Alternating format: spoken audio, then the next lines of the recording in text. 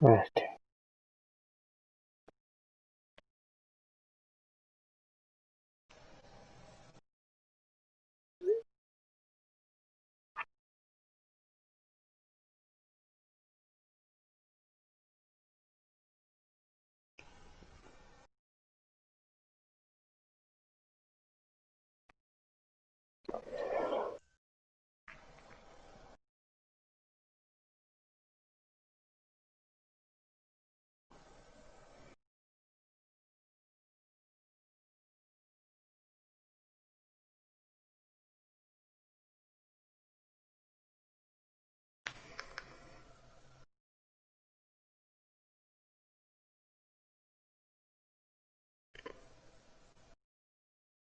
You bitch.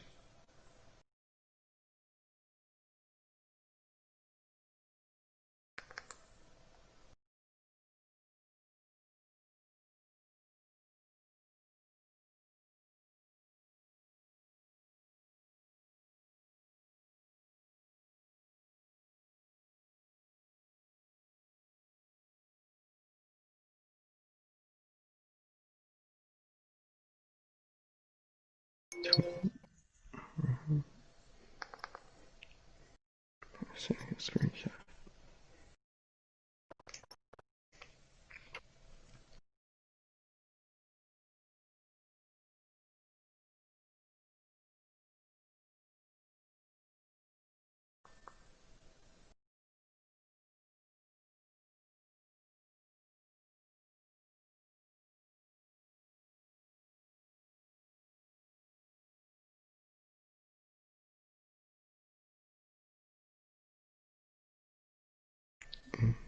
Share that page.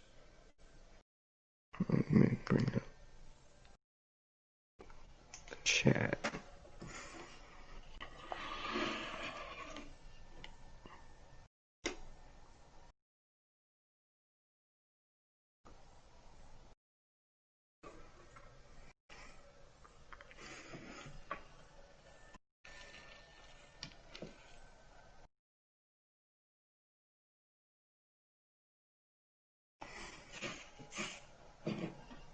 Right. Got the chat up. So we're good. Well, I'm good. Fool. Alright, good. Yeah, I'm good. Okay.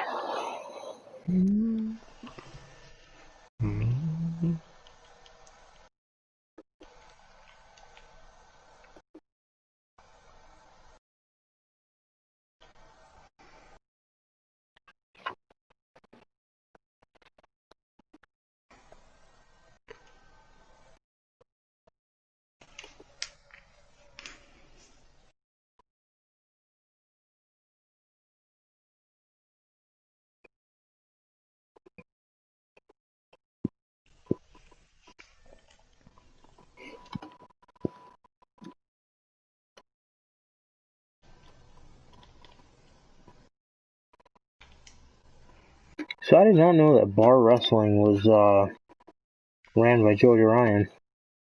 It was? I never knew that. Yeah, apparently they closed up. Damn. That's all. That's also where the Butcher and the Blade came from. Fuck. Damn, man. Did not know that. And that one bald ref, Oh shit. Rick Knox, I think his name is. Damn. Yeah, he That came from there. that sucks for all them, man. For all the performers. Yeah, And bro, just the overall look of that company, man. That just sucks for them. for sure. God.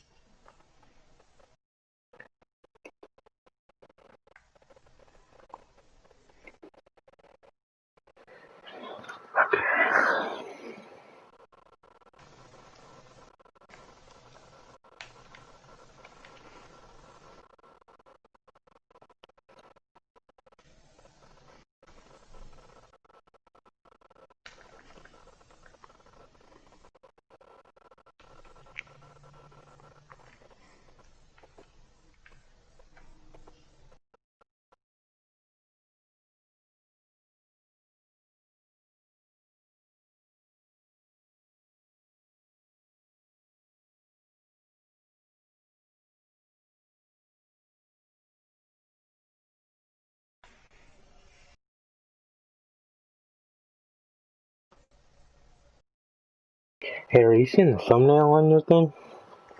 Let me check. Yes, I am. Alright, cool. Hell yeah, bro. Damn, episode 12. Shit. What's up? Does not feel like fucking 12 weeks. I know. It's crazy. I swear. Yeah. Shit. Not to be corny, but it seems like just yesterday we It were really writing does. everything down. Like, we're gonna have a God. 3-hour episode every week. Fucking hell. A long ass episode. You know, some days that shit would be like 5 hours. Oh fuck yeah, bro. Especially on some of the ones where we went longer anyway, Yeah. just for the fuck of it. And all the reviews too. For like Oh, those would have been long. that one. Fucking hell. Okay. Let's see.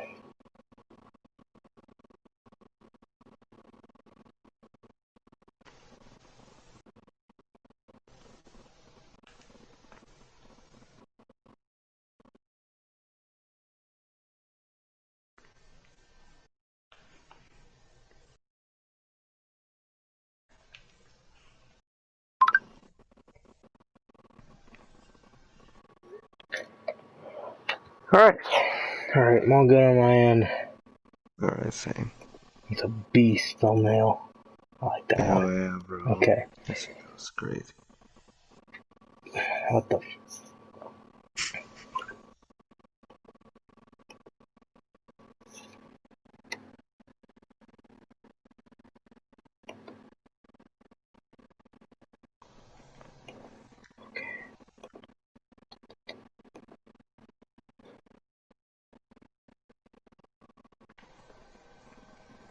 Alright.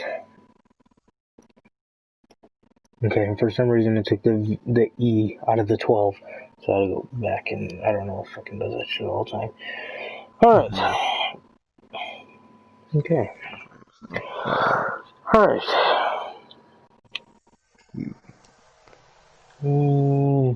Okay. There we go.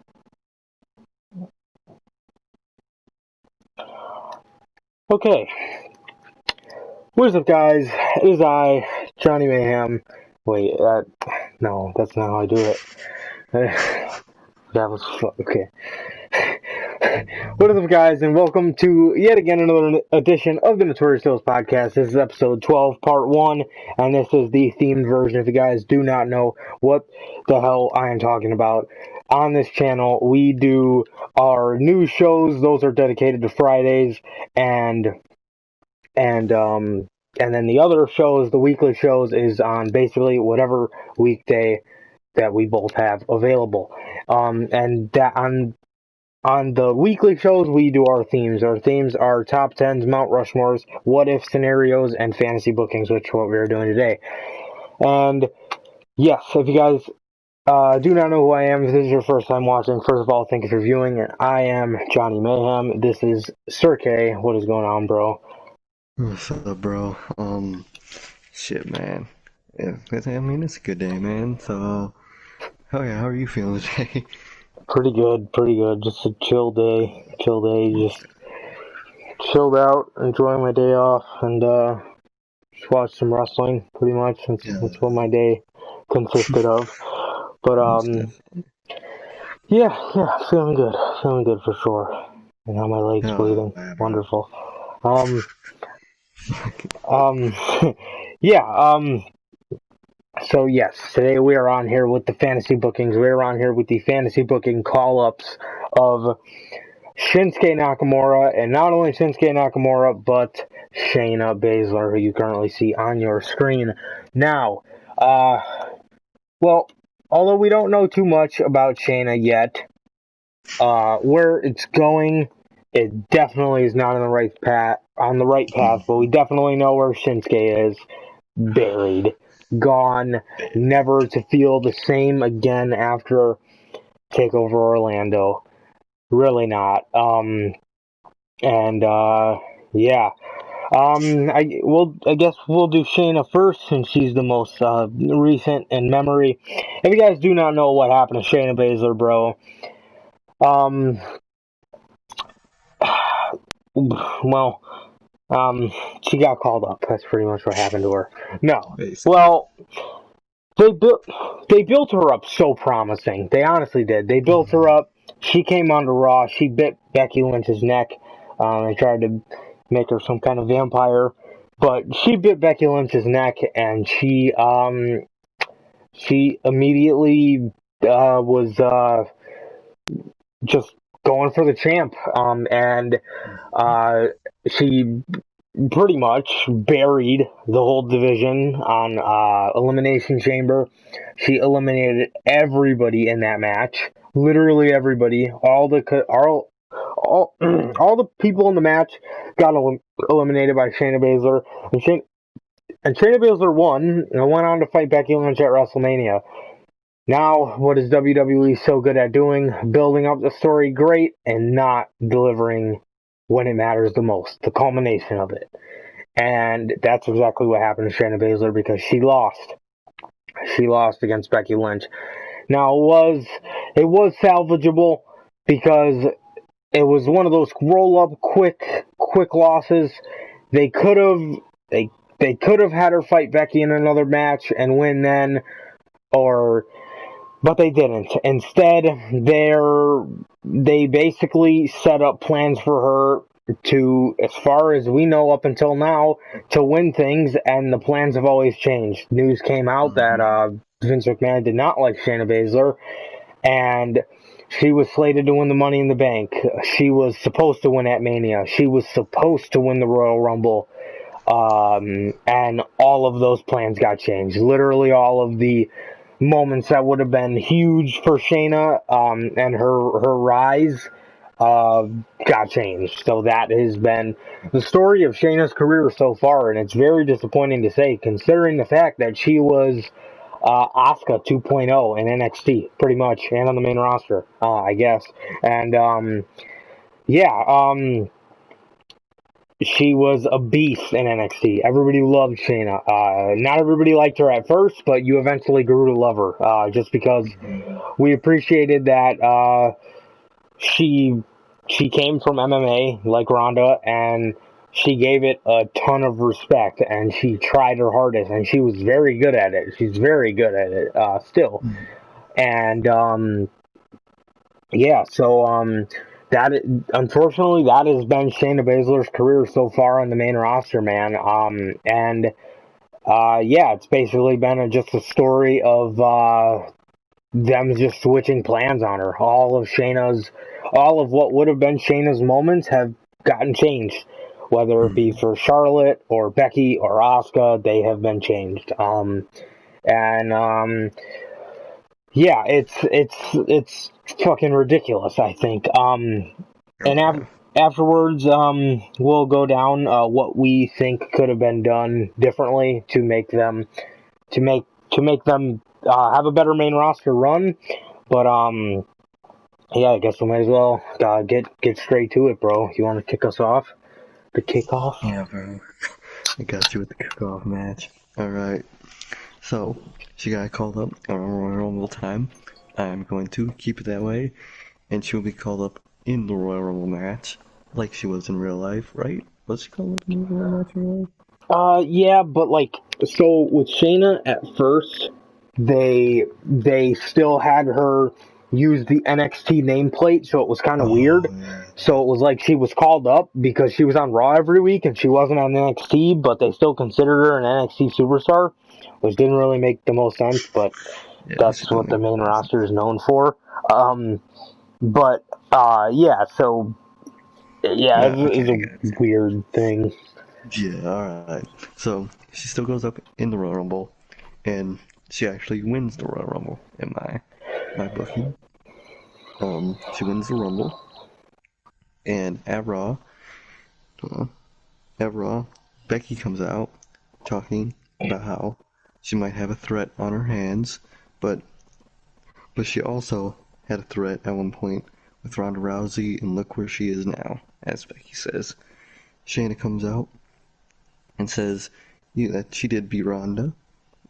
I mean, she didn't beat her. Wait. Oh, yeah, she did pin Rhonda. Okay, yeah, she pinned Rhonda, and, shit. And Shayna says that. She says, you did beat Rhonda, but you can't, but I know you can't beat the best in our horsewomen. And then officially challenged Becky Lynch at Mania. And then Becky, so over time, Becky gets cockier and cockier over time. Kind of like how she did in real life, but not as cringy and weird. Because in real life, that was so lame. But in Fantasy Weekend, it's just general cockiness as she starts to develop. Shayna says Becky better not underestimate her because she doesn't want Becky coming back saying that she didn't give it her all and she wants another match and all that type of shit. Well, she didn't say all that type of shit, but she says basically that. She said she wants Becky at her 100%. So it all builds to Mania.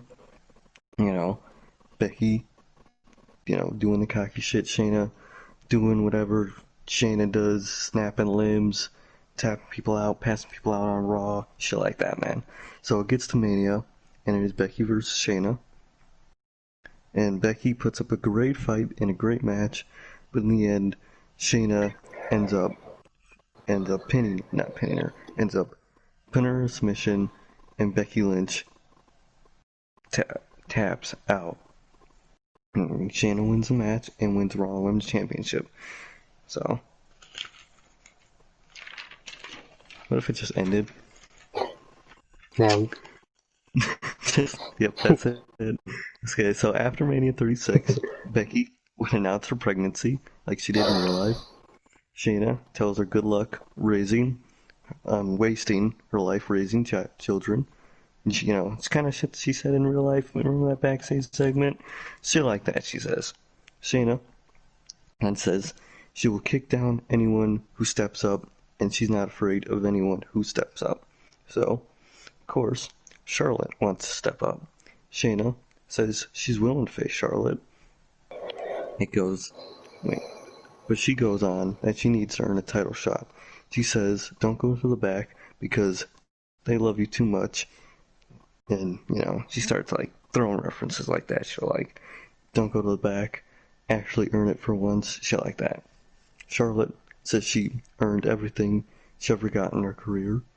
Shayna asked seriously if she believes that, and then she asked Charlotte if she does really believe that if she wasn't a Flair, she would be here right now.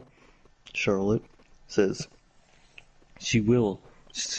Charlotte accepts the challenge in earning a title shot, and she tells Shayna, of course she earned her shot. She will prove it by taking her little challenge, beating it, and then beating her. So the match is built for Money in the Bank. And at Money in the Bank, in a cheating, but like legal cheating, distracted ref type shit, cheating way, Charlotte wins the match. Shayna's pissed. Shayna's pissed. Crowd's pissed. Mark's pissed. JD's tweeting about it. Later in the night, at the start of the Money in the Bank women's match, or the women's Money in the Bank match, Asuka gets attacked by Shayna Baszler to put herself in her spot in the match. Match happens. In the match, Shayna wins the Money in the Bank women's briefcase. And in that post-match attack, Asuka had a pretty long injury. She sustains a long injury for around a year. So, that happens. Builds up to SummerSlam, where Charlotte ends up challenging and defends against, literally, there's no one on the Raw Women's roster, so I just put like Lacey Evans, because literally there's no one else besides these two for now. So, that happens. At the end, Shayna attacks after Charlotte's victory, catches in, and wins back the Raw Women's title. Charlotte says she wants a rematch, and Shayna says she'll only agree if this is her last shot at her new title. At her title, again. They agree. And at not SummerSlam, with probably Hell in a Cell. I don't know what pay-per-view is after SummerSlam this year, so I'm just assume it's Hell in a Cell. So at Hell in a Cell, Shayna taps out Charlotte, builds to SummerSlam, where it is Bayley versus Shayna, and Shayna, with the help of an accidental distraction from Sasha, or was it accidental? Only fucking the fans know. Bayley won't. Shayna gets Bayley down and passes her out. So that happens at Survivor Series. After Survivor Series, after Survivor Series, so after that, builds to the Royal Rumble. A little stuff happens in between Survivor Series and Rumble. Not much though, because there's not much women on the Raw roster to do things with. So she'll just have random matches, and she'll have a random match at Royal Rumble, you'd say, against fucking Lacey. There's literally no one's on that Royal Rumble roster. So she has a match against someone at Royal Rumble, wins the match. Later in the night, in the Women's Royal Rumble match, Ronda Rousey returns and wins the Royal Rumble match. And on Raw, she comes out and she starts stating that she has a friend who grown an ego in her absence, and she wants to prove who is the best in the Four Horsewomen. So then Shayna comes out. Shayna comes out and says, an ego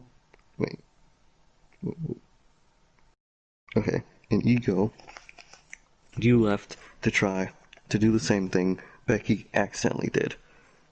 While I was here while you were at home.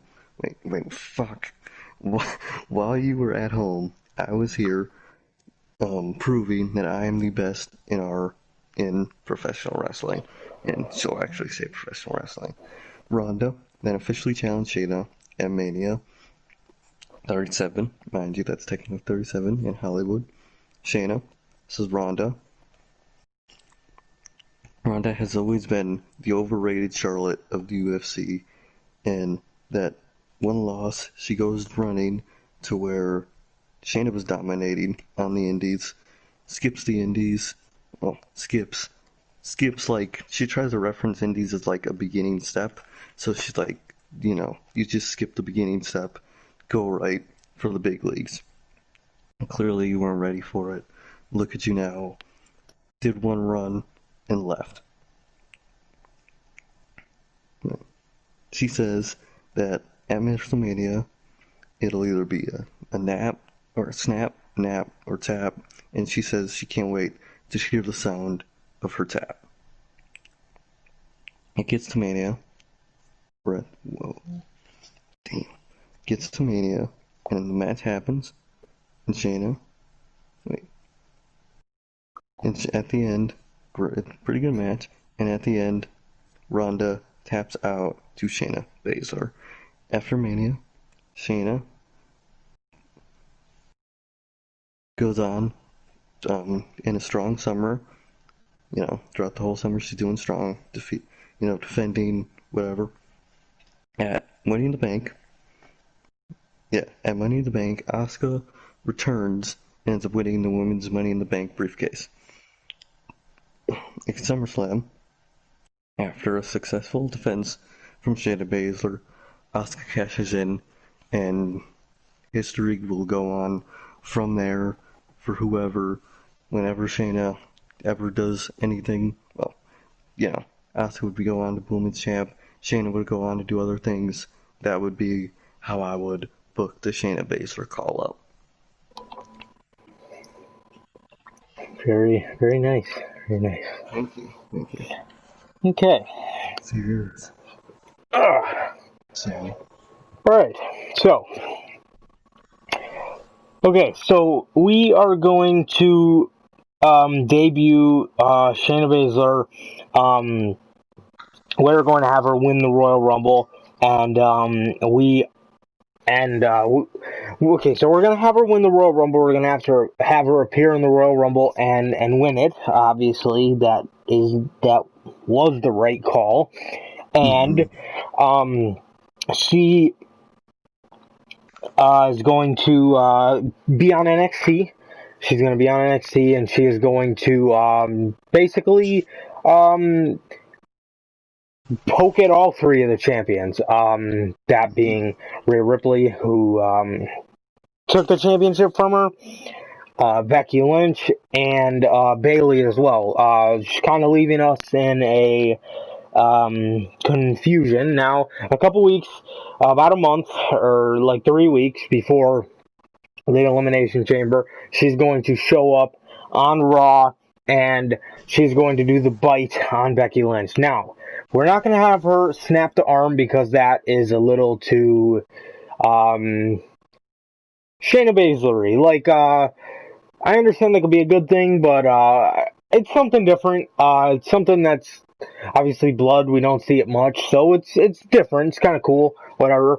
Okay, now in the Elimination Chamber, we are going to have it be exactly how it was in real life. I know a lot of people did not like that outcome, but personally, I enjoyed it, but one thing we're going to switch is the only thing I did not enjoy about the match is Asuka is going to come out the chamber last. That happened in real life, but she is going to put up way better of a fight because you're making Asuka look as credible as she actually is.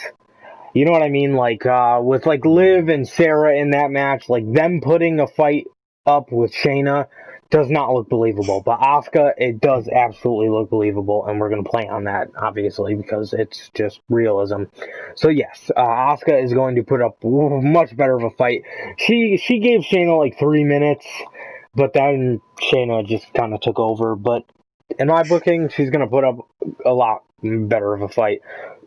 Have them go 10 minutes, considering 10-15 minutes, considering Shayna buried everybody else in the match. We're just going to have that happen, and she is going to battle Becky Lynch at what is it called, WrestleMania. And the reason Shayna actually, the Elimination Chamber, I forgot to mention this, but she actually asked for that match. She asked, her being a cage fighter, she wanted to prove to Becky Lynch, because we're also going to have Becky play up on the fact that she does not think that Shayna is ready for Becky Lynch, and just Becky kind of just, we're living up to Becky being more cocky and saying that Shayna has not been anywhere around her other than that one match, the Survivor Series. She has not been anywhere around her, and she does not know what she does not know, she has no idea what she's in store for. That's what I'm getting at. So Shayna says she wants to prove it to Becky, therefore we're going to give Shayna everybody in the division. Considering with Liv, we kind of want to make more sense into having her lose so much so she could go to the Firefly Funhouse, and Sarah Logan and all them, and all, who fucking cares? So those people, it's okay. So Shayna is going to ask for that match, and it's going to be a little better for the people to kind of get used to her and take her seriously. So yes, Becky versus Shayna at WrestleMania 36. Now, Baszler does win the match. The ending sequence is Becky. Shayna has been through that sequence before with Kairi Sane at NXT TakeOver Brooklyn 4, where she rolls back and she pins Shayna. Becky's going to roll back, but Shayna is going to turn over her side, stand up, break the arm of Becky Lynch, and grab that exact broken arm and almost modify the careful to clutch and do almost like an Asuka lock, kind of, to where we're not playing on anything like that, but she's just basically just taking advantage on the fact that she just broke Becky's arm, pretty much. So she's going to modify it just to make it look even more believable that she is beating Becky Lynch after a year-long title reign. Yeah, so Shayna Baszler is going to win the Women's Championship here, just like she should have in real life. And afterwards, the night after WrestleMania, this is when we're going to do Becky Lynch going away. She's announcing that she's going away to be a mother like in normal in real life. We'll have her be front and center on the show first thing, and then as she is in the ring, kind of saying her final goodbyes. Shayna Baszler comes out, doesn't say a word, but she's kind of laughing at Becky Lynch, just kind of like looking at her like, you're a fucking retard. Yes, so we are as this is happening, Charlotte Flair comes out to defend her friend's honor, considering the fact that it's a real moment. We all know that Charlotte and Becky are very good friends, and this is without Charlotte and Rhea Ripley happening, because that was just absolutely retarded to happen in the first place. So this Charlotte thing isn't going to happen, and with Rhea Ripley, and instead she's going to come out and basically defend Becky's honor, but that's not going to be the point of the storyline. But that is the point of her crossing paths with Shayna, as that rubbed her the wrong way, because that was a real moment for everybody. Obviously, we're not going to hide the fact that it was a real moment. Becky announcing that she's pregnant. It's just a real moment, you can't. So that's what's going to kind of ruffle the feathers of Charlotte. But Shayna is basically kind of, the point of this feud is Shayna is basically kind of laughing off Charlotte, like, you're not, like, you think, basically saying, like, Charlotte thinks she's very credible until she steps in the ring with people that have actually come from an MMA background. Obviously, her having to use the kendo stick to get out of the grasp of Ronda Rousey at the Survivor Series 2 years ago, the year 2018, where Becky got hurt. And she's just saying Charlotte was born to be a volleyball player, not a pro wrestler, and she should have stuck to that, because she's a dumb blonde bimbo and she has no fucking hand in this business. And that's basically going to be the point of this feud. Pretty personal. Shayna's just that kind of personal character. Now after that, we are going for SummerSlam, for the ending half of the summer, basically where we are now about Extreme Rules. We are going to put, after she's done with Charlotte, we're going to put Shayna Baszler in a mini feud with Liv Morgan, just kind of a one-off to get her to SummerSlam. We're also going to use this for Liv Morgan to go away. Shayna's going to break her arm, but that's going to be symbolism of her breaking Liv. So she can go on and do some other things that take place on SmackDown. And building to SummerSlam, we are going to do Shayna Baszler versus Kairi Sane.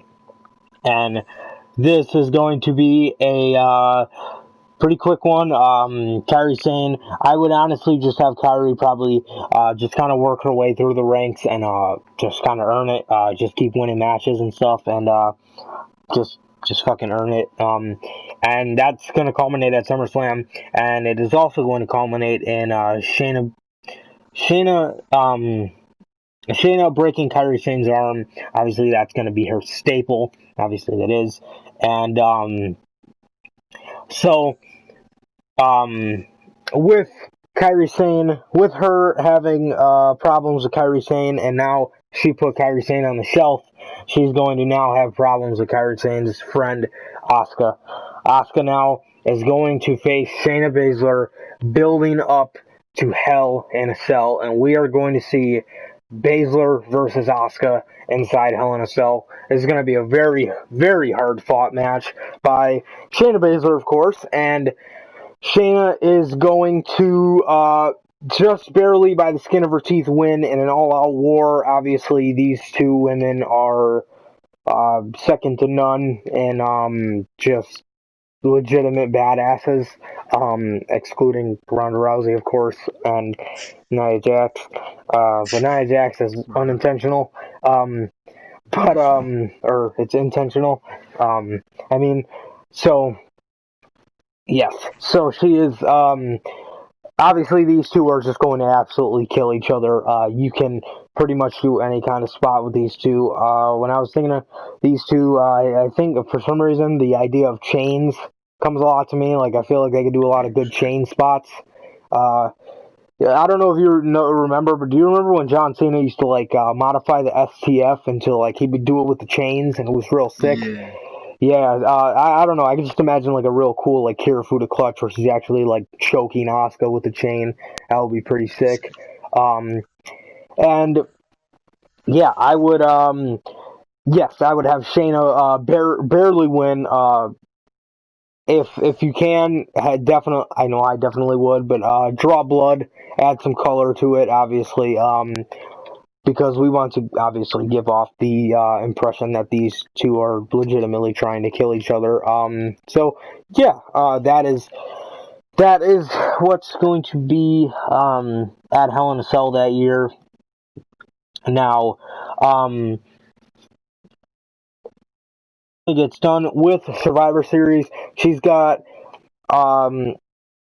I would give her 2 more matches with Asuka, just because I would kind of just let these women just kind of do what they do, pretty much, and just kill it. Obviously, these two we know can most likely have incredible matches when it's on a big stage. Um, I would have them. I would have them in a TLC match. I think that would be really cool as well. So I would have that round out the year of of Shayna Baszler's title reign. So basically, we are just kind of the thought process here is kind of sorry, just having Shayna be just built up as just a legit fighter, kind of take on all comers, and it's because of the fact of what I'm trying to do here is build the actual badass instead of the person that calls themselves the badass, but they're scared to fight every and anybody. So it's basically what we're trying to establish here. Shayna is kind of bringing one of these concepts back because it's a concept that's very lost on the main roster. Obviously, heels, pussy heels, pretty much. That's how everybody knows them by. But where was I? Okay, yes. Now, Shayna, after the Royal Rumble, we don't have to put her in the match at the Royal Rumble. She can take a little bit of a break, 2-3 weeks off TV. It's not going to hurt anybody. And after the Royal Rumble, I would give the Royal Rumble to the SmackDown side of it, so Shayna is obviously as cocky as she can be. And who comes out the night after the Royal Rumble is Rhonda, Rousey. Shayna Baszler will be in the ring explaining how nobody can beat her. She's taken on all comers. She's proved it. She's ran through the whole division, and there is just nobody else. And who better than Ronda Rousey to come back and just second. Who better than Ronda Rousey to come back and establish or challenge Shayna, I mean, or kind of step in her path or whatever. And she is Shayna saying, you know, that she's ran through the whole division and nobody has been able to beat her, and she is just unbeatable, pretty much. And yeah, so Ronda Rousey is going to come out and she's going to praise Shayna, and she's going to commend her for all the work she's done. But then she starts telling Shayna that she is back because she wants to make Shayna aware that she needs more of the discipline that they all shared when they were in the UFC together. She needs more of the discipline, and she needs to humble out, pretty much. And Shayna is not having it at all, and she punches Ronda square in the face and starts attacking Ronda Rousey. Now, Ronda will be off TV for 2 weeks, and when she comes back, she attacks Shayna Baszler, and this is a obviously very personal feud between these two, just because like Shayna is just a personal kind of character, but she will take jabs at personal things, pretty much. That's kind of just her character. She just doesn't really know any boundaries, and she just goes complete ham on anybody she's talking about. And yeah, and obviously it's going to be very physical because what the fuck do you expect with Shayna Baszler and Ronda Rousey? It's fucking Shayna Baszler and Ronda Rousey. And yeah, so Yeah, so the whole feud is going to be Shayna basically forgetting her roots, of where they came from, and obviously Shayna being very humble. Shayna needs to humble out because Rhonda has always been better than her, and she was always the top dog everywhere they went, and now that Rhonda went away, Shayna's on top, and Rhonda loves Shayna, but she needs her to humble out, and Shayna does not take too well to that because what is she humbling out for? You know what I mean? Like if Ronda's gone, so that ruffles Shayna's feathers. And yeah, so at WrestleMania 37, Ronda Rousey versus Shayna Baszler. And what do you know, man? Now if WWE was booking this, Oh my God. 100% Ronda Rousey would win this match, 110%. Instead, Shayna is going to be in an armbar by Ronda Rousey, counter it, flip over, get on top or get on Ronda's back and put her in the Kirifuda clutch with her face down, suffocating her. I thought that'd be a pretty cool spot.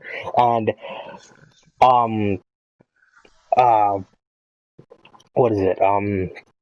And beating Ronda Rousey and retaining the Raw Women's Championship. Now after that,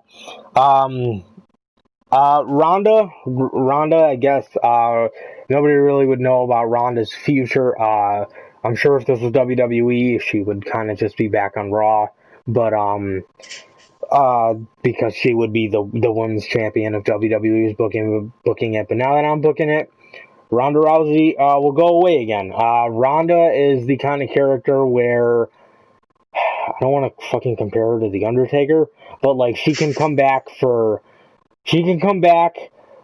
a couple matches, but like only for like manias, and it has to be against somebody like Shayna or a Becky one-on-one match that we still never got, and shit like that. But Ronda is not the kind of character who can like, I don't want to say carry herself. She can carry herself in the ring, but like things that pro wrestlers need, like unfortunately a character for herself, and also good promo ability. That's kind of what you need. Ronda Rousey does not really have that, and also nobody really knew what Ronda's gimmick was. The only thing we knew about her pretty much was, well, obviously that she was in the UFC, but as far as like look goes, the only thing we pretty much knew about her is that she's a mark for Roddy Piper.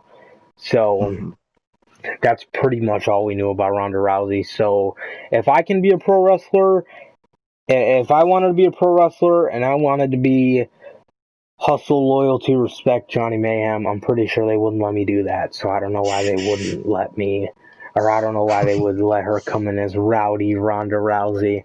It doesn't really make any sense. If I pitched an idea to come out with jorts and a colorful t-shirt and a ball cap, I'm pretty sure they would tell me no. So I don't know why they would let her come out as rowdy Ronda Rousey.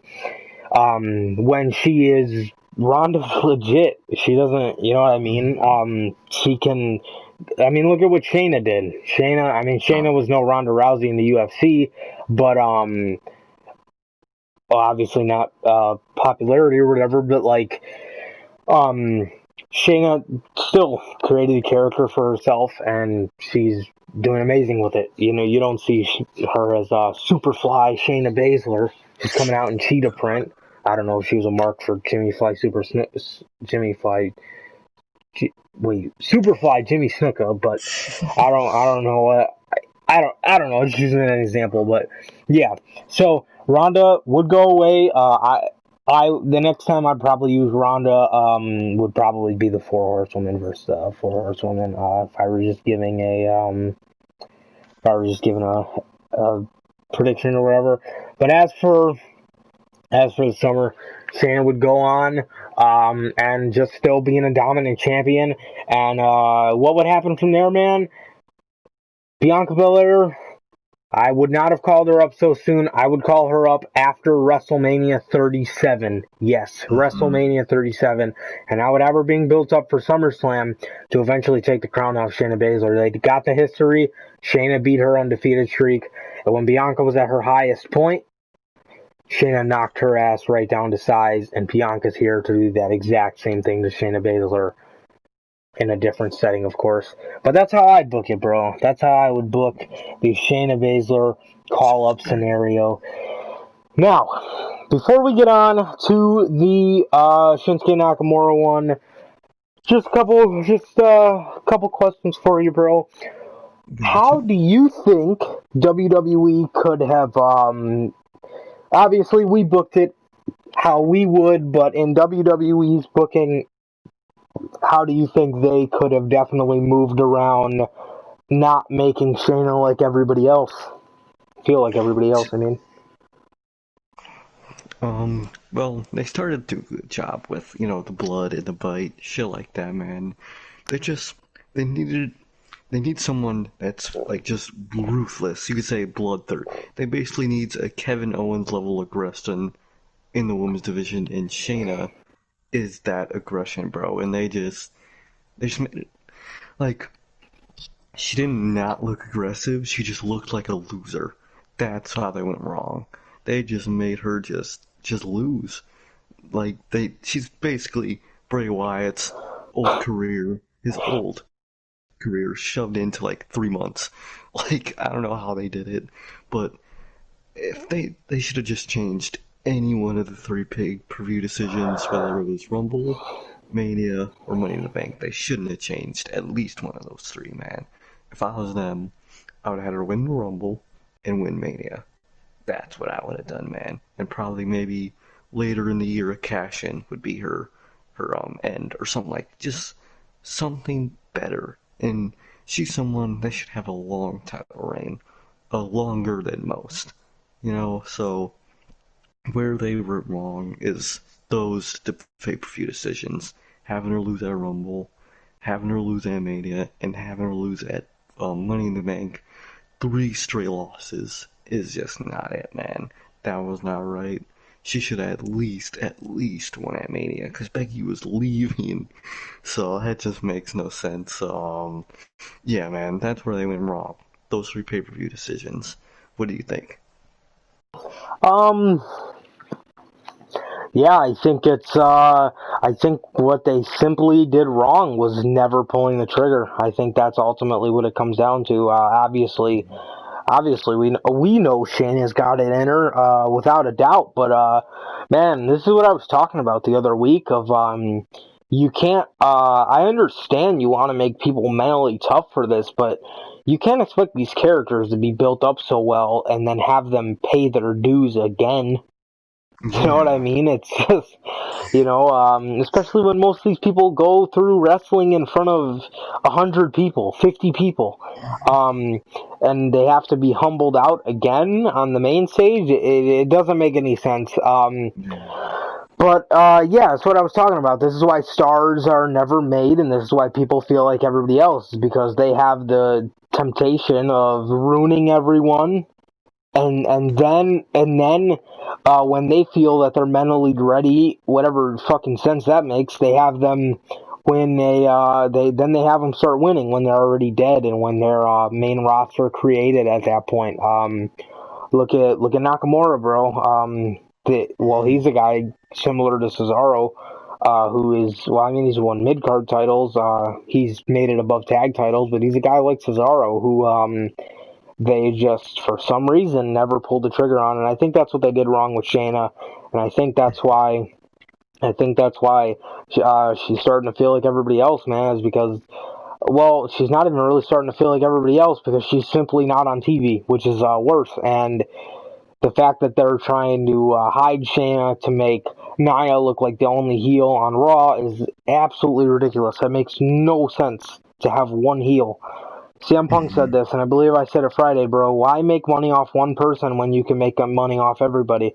You know what I mean? Shayna, and if this was your idea for her, I would like to see Io Shirai now versus Shayna, and I would like to see more matches in NXT with Shayna, and if this was your ultimate plan for her, I don't see a point in calling her up at all.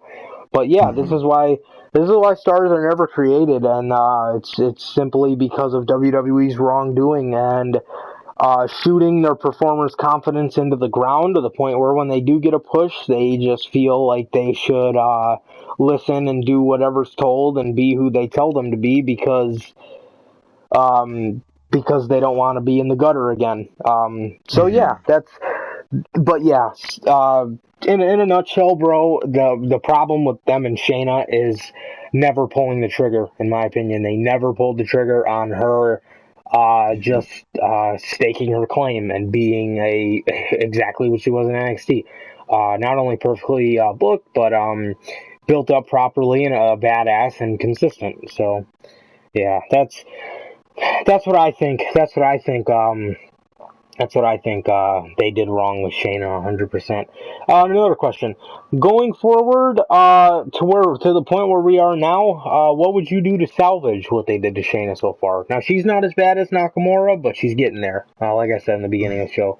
But where we're at now, what would you kind of do to kind of fix that? Damn, man, because they really fucked her up already, bro. Like, she's already almost Shinsuke level in what, like 5 months? That is fucking terrible. That is god awful. But now, fuck. Shit. What can they do to her to make her look? Well, first of all, be on TV at least once in a while, win matches, and probably a big thing they gotta ever do is either beat someone big or, well, I'd say both probably. Beat someone big like well, to them, someone big like Charlotte or a fucking, who's a big woman to them, fucking, not Naya, someone like Charlotte, but I see they just love someone. She's got to beat someone like that, and she got to have a major accomplishment before she goes to get a title, man. She needs to win a Rumble or win a Money in the Bank briefcase. I would prefer Rumble. I think that would make her look like a beast because she should have won it this year, but of course Charlotte didn't want to lose to an NXT talent. Fucking bitch. Yeah, bro. So I think the way to make Shayna legit again is having her start to actually win matches and be on TV, and she needs a big accomplishment on her side, whether it's a Hell in a Cell win, a Royal Rumble win, a Money in the Bank win, something like that. She needs a big accolade within the year or within early next year to get back on track, man. Definitely, bro. What do you think? Okay, so I still can't believe I still can't believe that they fucked up so majorly into not giving her the Money in the Bank. I think that's perfect for Shayna. That's literally perfect for Shayna, and they didn't give it to her, bro. But yikes. I think it would have been.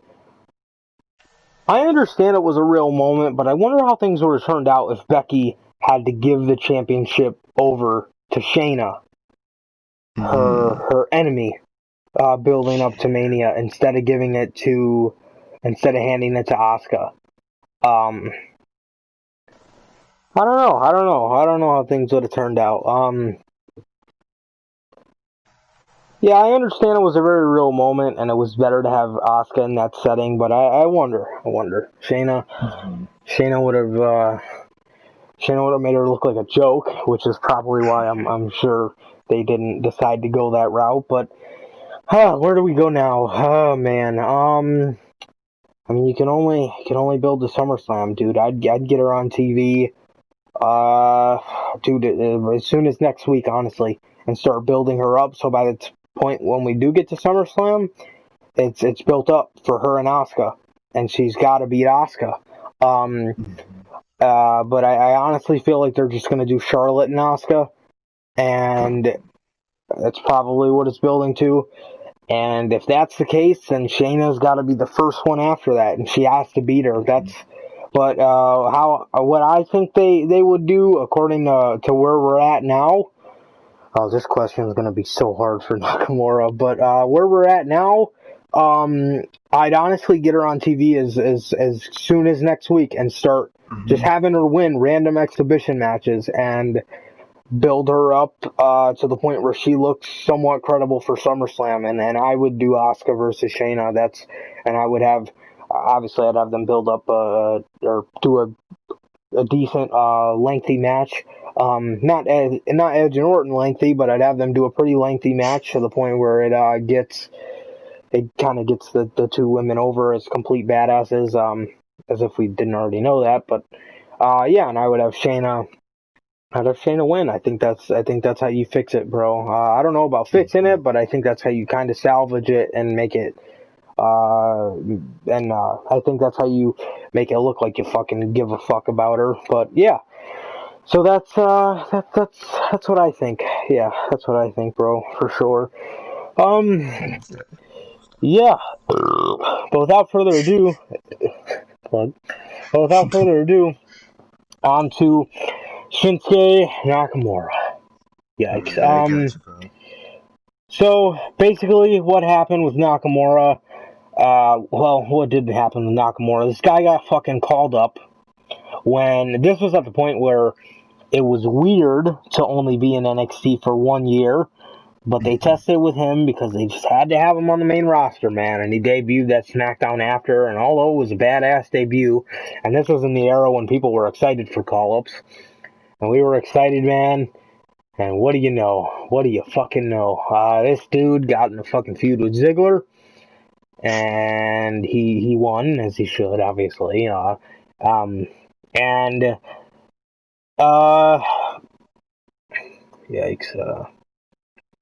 Oh, that's right. Dolph Ziggler, I guess beating Dolph Ziggler warranted him a WWE Championship match with none other than Jinder Mahal for SummerSlam. And, yeah, he lost the same way Randy Orton lost twice, 3 times. It was, pretty much the same exact match. If you've seen one Orton and Nakamura match, you done seen them all, man. You really have, if you've seen one Orton and Mahal match, you've seen every Jinder match in that era of his WWE Championship reign, because all of those matches were literally the exact same. It consisted of the babyface, whoever it may be, about to win. Singh brothers hop on the apron. Dumb babyface syndrome takes over, and Jinder sneaks up with the Colossus, and he wins the match. And it was absolutely awful, and it did not represent in any means what a WWE champion is supposed to be about. But that's what they had this fucking guy going out there and do. And not only that, as if the SummerSlam loss wasn't bad enough, in Barclays Center, everybody wanted it, man. 6 months after his, or like a couple months after his call up, I think that's like 4 months between Mania and SummerSlam, in between the summer. Well, it was building up, man. And yeah, so everybody wanted that at SummerSlam, bro, and it just did not happen. And just to pour gas on the fire, they did the same thing at Hell in a Cell, and Shinsuke lost. And I remember everybody wanted to see WWE Champ Nakamura versus Universal Champ Brock Lesnar at SummerSlam, but instead, Jinder Mahal did not drop the championship. Instead, he dropped it to AJ Styles, which obviously we all love that AJ and Brock match. If you don't, I don't know what to tell you, but that match was phenomenal. And yeah, so after that, Shinsuke would then, the next notable thing he would go on to do after being buried by Jinder is he would go on to enter the Royal Rumble match in 2018, and he would win that motherfucker in the best Royal Rumble match I've ever seen. That was just a kick-ass Royal Rumble match, the 2018 Royal Rumble. It's a very, very good Royal Rumble match. Obviously, with the ending, everybody thought Roman was gonna win, and Shinsuke. You know what's crazy? Usually, the last 2 people in the Royal Rumble match both get championship matches anyway. Yeah. Like Charlotte and Shayna did. Nakamura and Roman. Who won the 2019? Seth and Braun didn't get one. Who won the 2020 again? McIntyre. Who was the last one in there with him? Was it, who was in the WWE Championship, or the Universal Championship? Oh, it was Braun. Bruh. Oh, it was Roman. Was it Roman? Was it Roman and I think it was. I think it was Roman and Drew, right? Was it? I think so. Well, yeah, because Roman hit the ropes and then McIntyre hit him with the Claymore and threw him over. Oh, Yeah, yeah. bro. Yeah, I don't know why, but usually the runner-ups always end up getting a championship match anyway. But nonetheless, Nakamura would go on to win the best Royal Rumble match I've witnessed live in my lifetime. But yeah, bro, and not Styles and Nakamura fucking built up Mania 34. Instead of these guys actually kind of hating each other and having AJ be a heel going into that match, bro, they kept both of them as a babyface and fucking what do you know? It was basically just them fucking Nakamura joking around, giggling and fucking everything, and AJ was getting mad, and AJ, instead of AJ turning heel, bro, we go into WrestleMania 34 and Shinsuke Nakamura, bro, he fucking loses the match. He loses the WWE Championship match at WrestleMania 34. And instead of AJ turning heel, who works way better as a babyface, they have Nakamura, who, for the record, works way better as a heel, turn heel. I mean, works way better as a babyface, turn heel. Really? Bullshit. And after that, Shinsuke would gain his no speaking English gimmick, if you can even call it a gimmick, his anti-American gimmick that 20 other people had at that time. And he would go on to literally lose against AJ the whole entire summer. Mm-hmm. And shortly after that, man, he put on the Power Ranger suit, and the rest was history. He would go on to beat Finn no, not Finn. Who did he win the U.S. title from? Was it Jinder? No. Was it Rusev? Oh, was It it? might have been. Who the fuck did he beat for it? I need to do a quick Google search, Jeff guys. Hardy? It's one of the. Oh, it could might be. have been Jeff. I think it might Who have been. did? Let's see. Nakamura beat.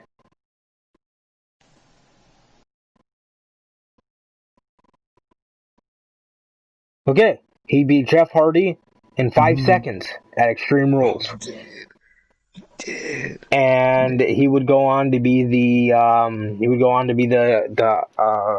when the fuck was that? That was 2018, right? Yeah, 2018.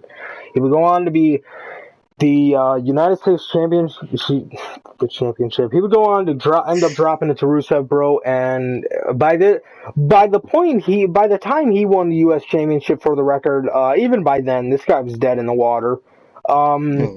As soon as he lost that final match at Money in the Bank to Styles, my God, this guy was completely dead, bro. And he would go on to have a feud with Jeff. And he would beat him for the U.S. title, and he was off TV for a while, I remember. Nobody even fucking heard from him, but he was the U.S. champ, and then he would go on to lose it to Rusev.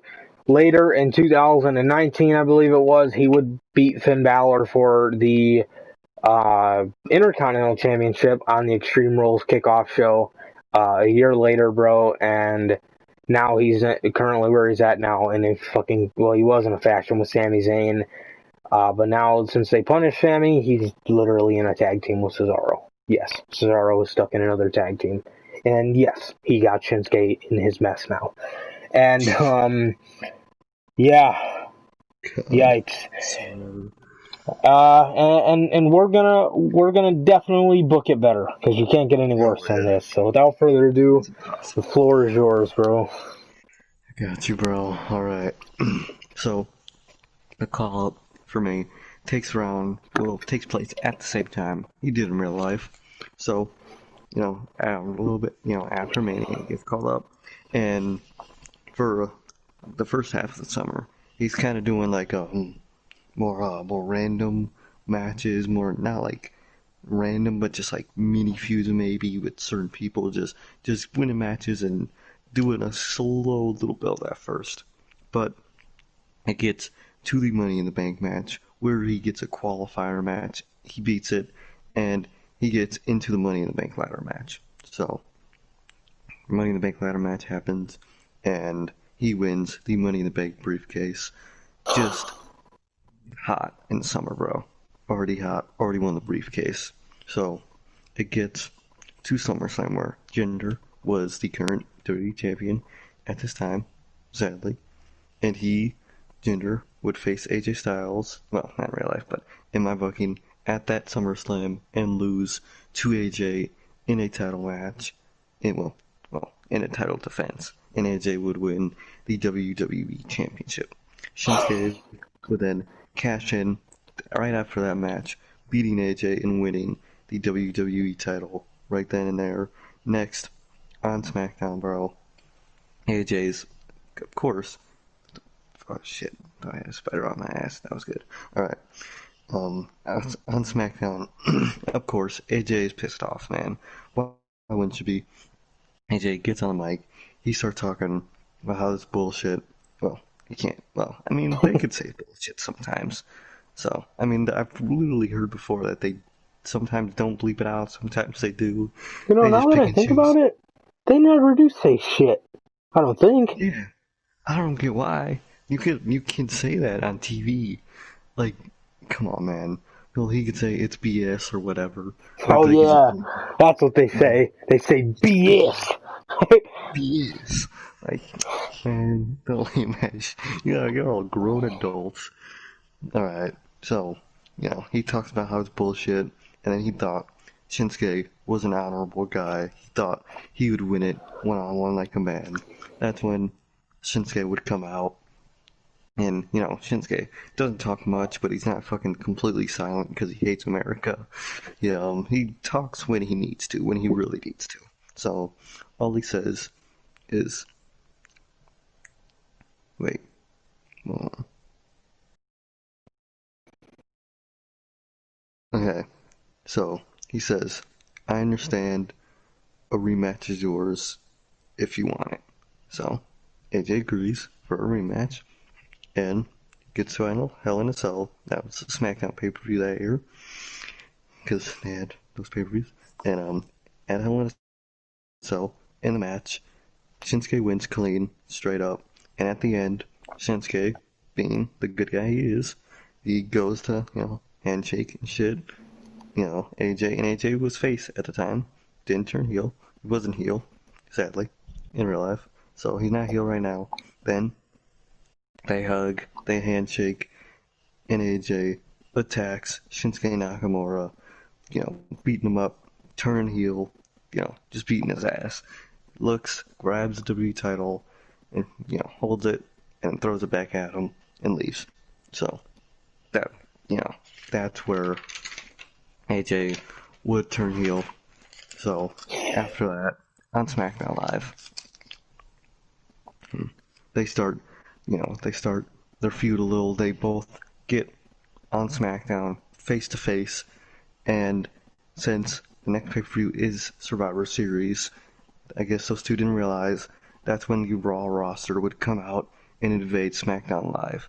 That's when AJ would hit Shinsuke Nakamura down, leaving him to the Raw roster as he dips to the back. The Raw roster, get to the ring. Some of the babyfaces are like kind of ashamed, or they're kind of looking at him like, damn, they got his ass. So they pick him up and they hit him down and they beat his ass a little and they go to the back to beat some ass because it is Survivor Series. Now, after that, they build for Survivor Series, and of course, Shinsuke will have a match at Survivor Series because he's a WWE champion. So his match is Brock Lesnar, man. So at Survivor Series, he will face Brock Lesnar, and at Survivor Series, in a shock victory. He beats Brock Lesnar. Just it's not technically for anything. I don't know why, but he beats Brock Lesnar in the Survivor Series match. Shock victory. The way he wins is a quick, fast pin where he like holds him down the whole time. Like it's legit, but you could tell he had to use fucking all his strength to keep him down, man. So he wins that match. Afterwards, the AJ feud with him starts back up, and AJ, of course, says he wants another shot at the championship at Clash of Champions, because that was the last SmackDown pay-per-view of the year. And actually, I was noticing, if you abbreviate Clash of Champions into a acronym, It's it's cock. Yeah, Yeah, that's why great. they never, like for Night of Champions, they used to do the hashtag like NOC, but I think it's for Clash of Champions. I think they just do Clash of Champions or they do CO Champions. They Yeah, don't do cock. 'Cause cock. Jesus. Great. So, he wants a title shot at Clash of Champions. Then Daniel Bryan, he was GM at the time, of course, comes out and he tells AJ that he's gonna have to earn another shot if he wants one, and he will earn that shot in a match at not at cock at Clash of Champions. So that match is announced. It's AJ versus someone else who will, earn that shot too, earn the shot for the title shot, technically. So the person who gets the title shot with AJ Styles is Sami Zayn. We've been having bad streak lately. I think 2018 when he turned heel. Around, Mm-hmm. yeah, he doesn't turn heel in my storyline. He's just having a really underdog list, bad, just not doing good. But storyline wise. So he's not doing good, man. But he gets this title shot with AJ. Well, not title shot, title opportunity with AJ for the #1 contendership, man. So, you know, goddamn, I was about to say cock hits, Clash of Champion hits, and it is a match with Zayn and AJ, and in that title, well, not in the title match, in the #1 contender match, AJ Styles win another depressing loss for the Sami Zayn. So AJ got the title shot, builds to that match at the Royal Rumble. Where where Daniel Bryan says it is AJ Styles' last title shot before he's, can't give him no more after this one, man. So in their match at the Rumble, Shinsuke Nakamura wins and retains in a great match. They build the match how WWE would build the match is from their history just in Japan, their Japan history, because they never say New Japan. They would build it up as that. Old buddies, well, old rivals back then and again, and like what happened in real life, well, like what happened back then, again, Shinsuke Nakamura wins that Royal Rumble match. Now, later tonight, in the Royal Rumble match, Sami Zayn is like middle in the Royal Rumble match, and he stays and ends up, he's one of the last two. It is him and Roman, just for that stress, and he throws Roman out of the ring and wins the Royal Rumble match. He gets to celebrate, he gets to point out the sign. Great moment for Sami Zayn. He's finally done, well, damn, that sounds fucked up, but he's finally won something big in his WWE career. So, on SmackDown, Sammy, he continues, he starts to win, he starts to just win weekly, and he challenges, officially, he says he challenges Shinsuke Nakamura on a promo on SmackDown.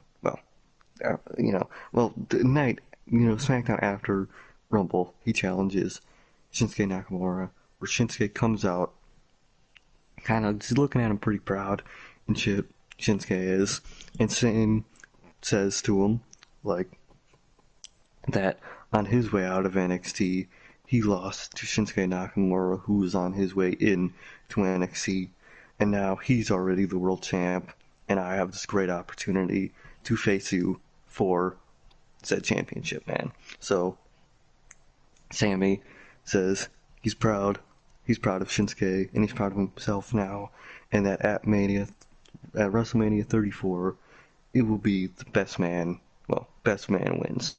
So now this is when Sami Zayn starts to just win matches and shit on SmackDown, just doing good, man. And Shinsuke, he's doing normal Shinsuke. Shinsuke is someone that doesn't need to be on there every week, so he could be there every 2 weeks, basically every 2 or 3 weeks, doing what he's got to do, talking to Shinsuke, talking to Zayn, contract signings, quote unquote promo battles, that likes, because can't really have much of a promo battle with Shinsuke. So gets to WrestleMania 35, and in what would definitely be, it could be and it should be a 5-star match, bro.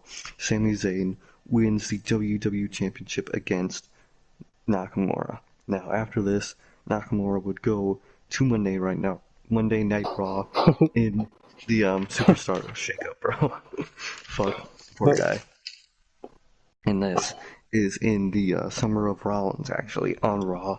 So that's also happening at the same time. But it's summer. Also. The Monday right now. Is that what I said? Yes. Fuck. I didn't even notice that, did I? Like after Shinsuke is going, he goes to Monday right now. Fuck me, man. I can't talk. Fuck my life. Alright, so where Shinsuke goes is Monday Night Raw. He goes to that show after WrestleMania 34. He gets sent in. I don't know if they did the Superstar Shakeup in 19, because that. Wait. Yeah, they did, but then they quickly. I think they just quietly send any. I think they quietly did a shakeup. Yeah. It's just stupid. So, 2018. It is. I cannot believe 2018 was Monday Night Raw. That's weird as fuck, bro. But Monday Night Rollins is happening. Shinsuke gets there, and he kind of starts to lose a little after Mania, but then he just gets right back on it. He starts winning again.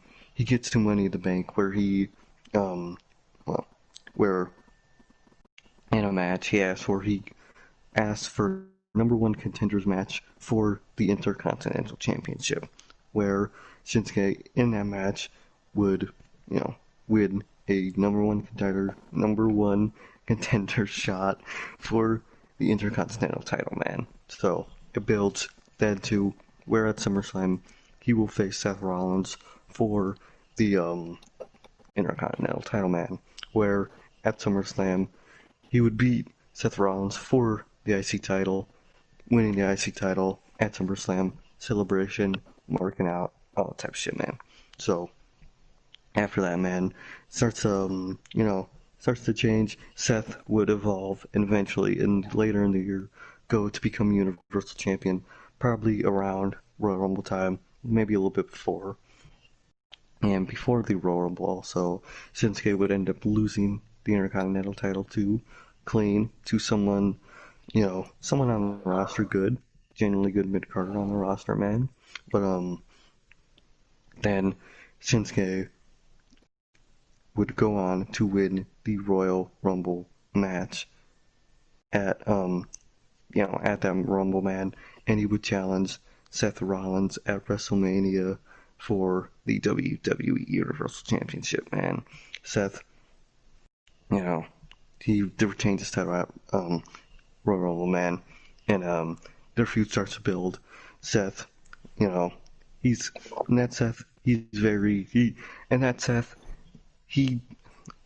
2018 Seth died from bad booking. In my booking, he didn't die from bad booking, so he's still the same Rollins, basically.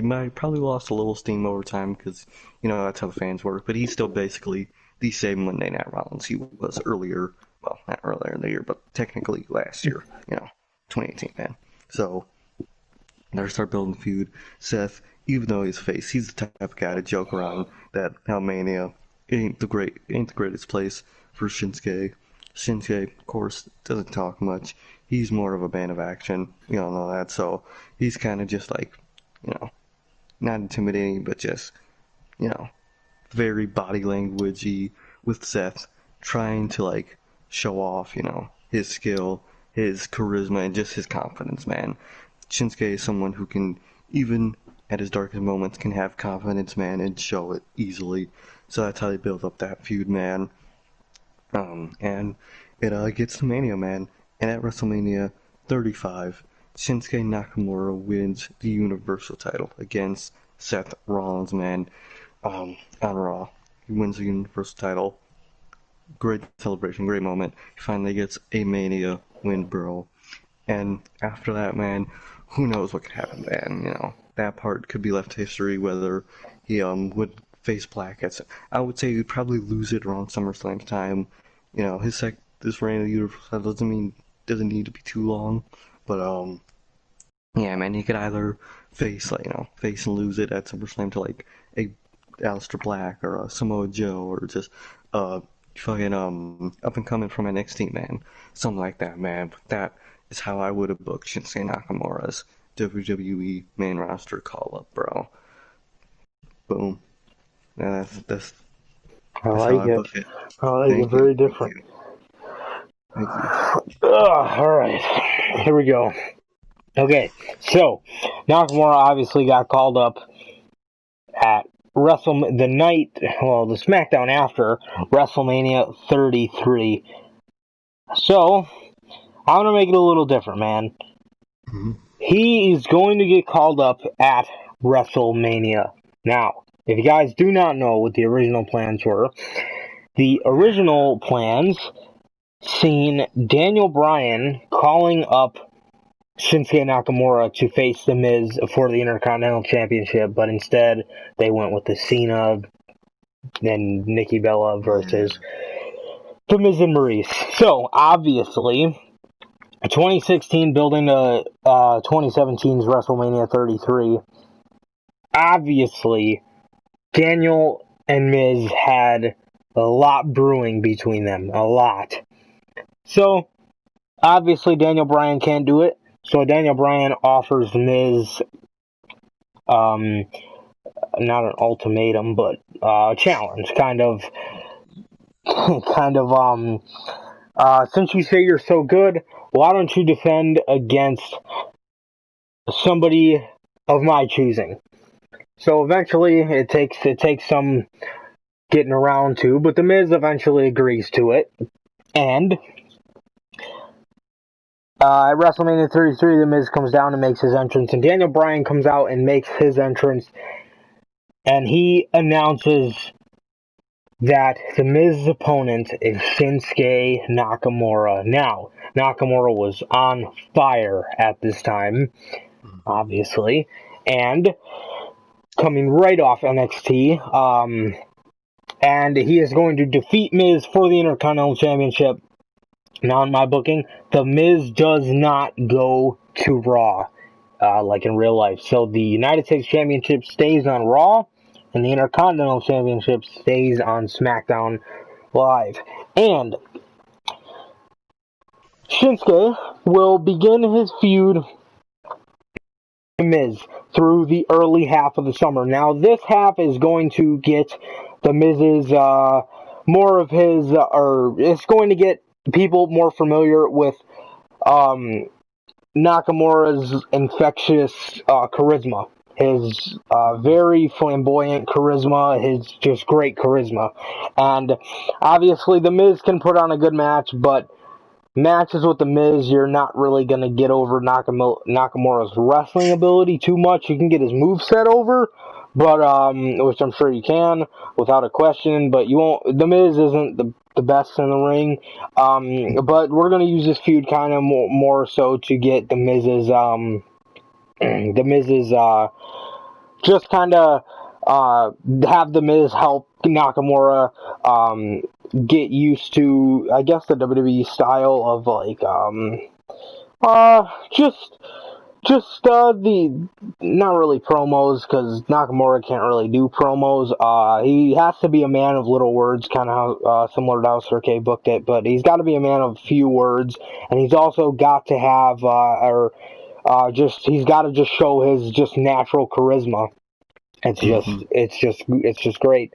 So this will kind of get Nakamura used to how the WWE does kind of their cameras and stuff like that. I just feel like it'd be really good for him to kind of get used to how WWE does it. Opposed to like NXT in front of a bigger crowd and stuff like that. This is just kind of a feud to get him comfortable and also show off his infectious charisma, which we know he all has. Now, after he is done with this feud with The Miz for the IC Championship, also, the point of this feud, other than Nakamura getting used to how the main roster does things, is basically, The Miz just saying that he's just a joke. He's just another NXT guy. He's just trying to make it in the WWE, and The Miz has proved himself from Tough Enough, and he has proved that he is tough enough, and how he's a legit star, and how that belt needs to be represented on a star and not somebody who thinks that they're Michael Jackson. You know how The Miz can kind of take those low blows or whatever. But, yeah, so that'll be the beginning half of the summer. And as for the end of the summer, Nakamura feuds with the newly drafted to SmackDown, Sami Zayn. These guys are going to put on a match at SummerSlam, a match for the ages. And Nakamura is going to end up beating Sami in the end at SummerSlam. However, this feud will continue over to the Hell in a Cell pay-per-view in October. And at Hell in a Cell, Nakamura and Zayn are going to be in the middle of putting on another classic before Kevin Owens comes out and attacks Shinsuke Nakamura while the ref is down. And Kevin Owens, while he's beating up Nakamura, well, kind of afterwards, looks at Sami Zayn, camera pans to Sami, and Sami Zayn smiles and starts helping Kevin Owens beat down Shinsuke Nakamura to the point where they apron powerbomb him and they hurt Nakamura. First, Sami is going to win the IC Championship, and then after the match is officially over, they're going to apron powerbomb Shinsuke and do whatever they have to do to injure Shinsuke Nakamura. Now, this forces Shinsuke to come out and basically relinquish his spot on SmackDown. Obviously, he lost the IC Championship. He went down with an injury, and now he's going to have to be taken off TV, obviously, but he can't say that. He is injured. So, just, alright, guys, I have to be taken off TV. I'll be back. I don't know whenever they decide. But, yeah, he will come out and basically just declare that he went down with an injury and he will be taken off TV. And next thing you know, man, while Nakamura's off from, so we're giving him kind of, like a 2-month break, just kind of rejuvenate him. He's went hard in NXT, he's been going hard in the main roster, and it all just calls for storyline. I mean, just so, people can kind of get to missing him. I'm sure the people would love him, but just just add a bigger pop when he comes back and stuff like that. So, yeah, so in the meantime, AJ Styles will win the WWE Championship before Survivor Series, similar to how he did in real life. But instead of beating Jinder Mahal, he beats Bray Wyatt, who had a 7-month-long reign with the WWE Championship. How it should have been, he beats Bray Wyatt in November. Therefore, Bray Wyatt does never move over to Monday Night Raw, which is absolutely the right decision. And, yes. And so, we move on to the Royal Rumble match, and Kevin Owens And Kevin Owens is the Iron Man in the Royal Rumble. I would have him be around number 2 or number 3, probably number 2. Just one of the Iron Men in the Royal Rumble match. And for number 30, I would have it be none other than Sami Zayn. Sami Zayn's music hits, but there is no Sami Zayn. And all of a sudden, the Tron lights go out, and we hear the violins play over the PA system. And Shinsuke Nakamura was revealed to had attacked Sami Zayn as payback, and he took his spot in the number 30 spot in the Royal Rumble. And he comes out, and I would have the last 3 be Owens, Roman, and Nakamura. And he would, hold on, let me find out an opponent for Shinsuke on this fucking game. Oh, here we go. Okay. Now, out of the last 3 be Owens, Shinsuke, and Nakamura. Owens begins to laugh when he sees that it's Sami Zayn coming out. He figures that they're just going to gang up on Roman. But the lights go out, and Nakamura... And the Tron lights go out, and it's a very lengthy pause of suspense. And Owens is kind of looking at the screen. And before Shinsuke's music hits, you see Owens' face kind of light up because he kind of knows what's going to happen. And Shinsuke Nakamura comes out and steals Sami Zayn's spot, attacking Sami Zayn before the match, getting his retribution on Sami and Nakamura. The last 3 end up being Nakamura, Owens, and Roman, and Nakamura eliminates Kevin Owens, getting his payback, and Owens is pissed, and then I would have the same exact ending sequence as we did in real life with Nakamura and Roman Reigns, because that was heart-wrenching. Just anytime Roman's the final one in the Rumble, man, we always know there's that chance that he could win it,